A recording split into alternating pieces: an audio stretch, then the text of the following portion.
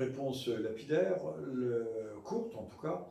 Le traité franco-allemand, c'est on poursuit l'intégration de l'Europe à partir du noyau dur franco-allemand, mais l'économie française étant en déconfiture comme elle se trouve, les Allemands, on ne dit pas le miracle allemand, il n'y a pas de miracle, c'est un peuple discipliné, comme les Japonais.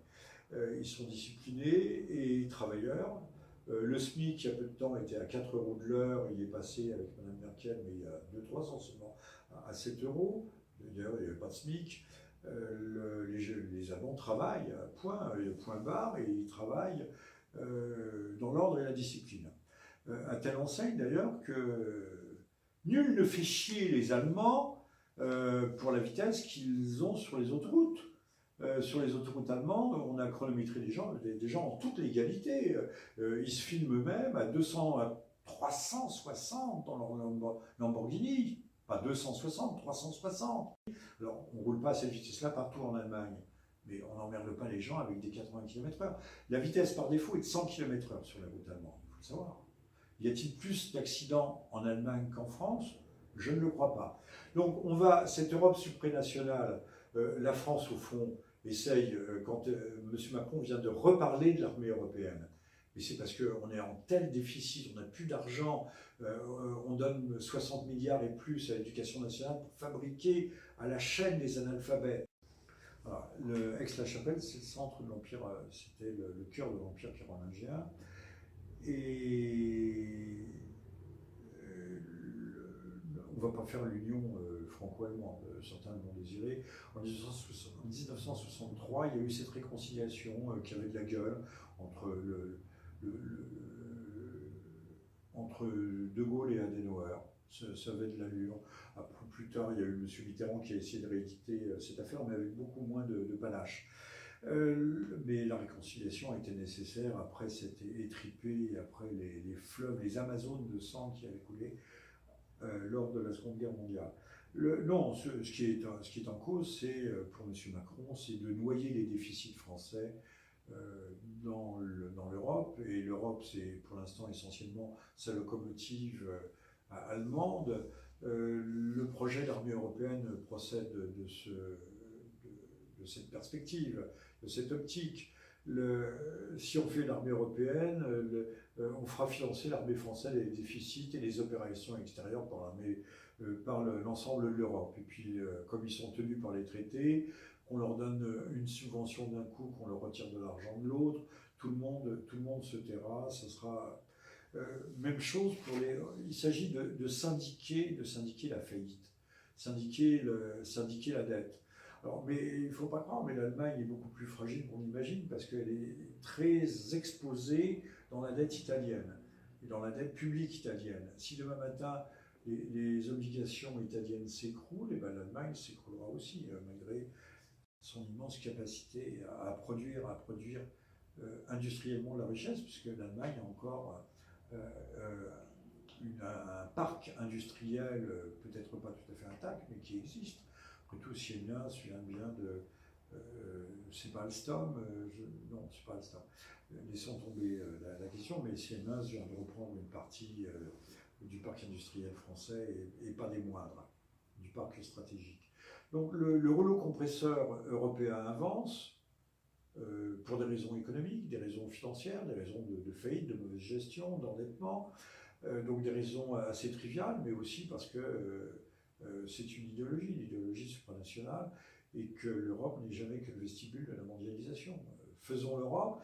On n'a pas pu faire l'Europe ni à 28, c'était avec le Royaume-Uni, ni à 27 aujourd'hui, mais on peut faire une espèce, on se replie sur un noyau dur franco-allemand, et qui permettra ultérieurement ce noyau dur de se redilater ensuite à l'échelle de l'Europe pour faire cette sous-région tributaire des États-Unis, colonie économique, culturelle, vassale des États-Unis, et qui sera un des éléments.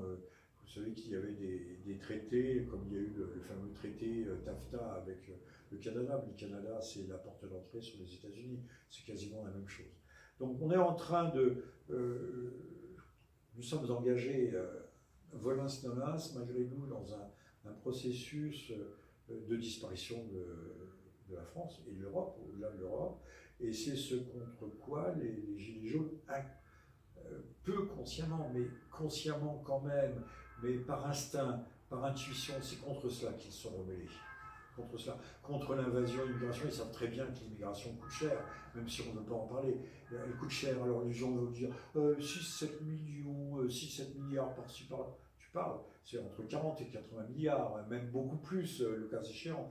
Et quand on voit que les cartes, un seul exemple, les cartes de sécurité sociale conçues manuellement, c'est-à-dire de personne à personne, de guichet à personne, représente à peu près un déficit éventuellement de 14 milliards de fraude aux prestations sociales.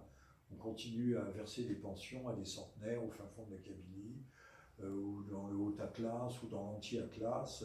Personne ne va jamais vérifier si ces gens-là sont vivants ou pas. Ne parlons pas des familles qui bénéficient, etc.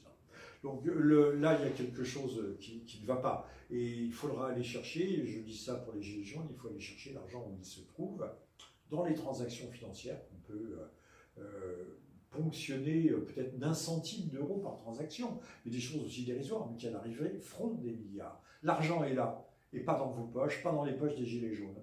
Qu'on se le dise et qu'on le sache.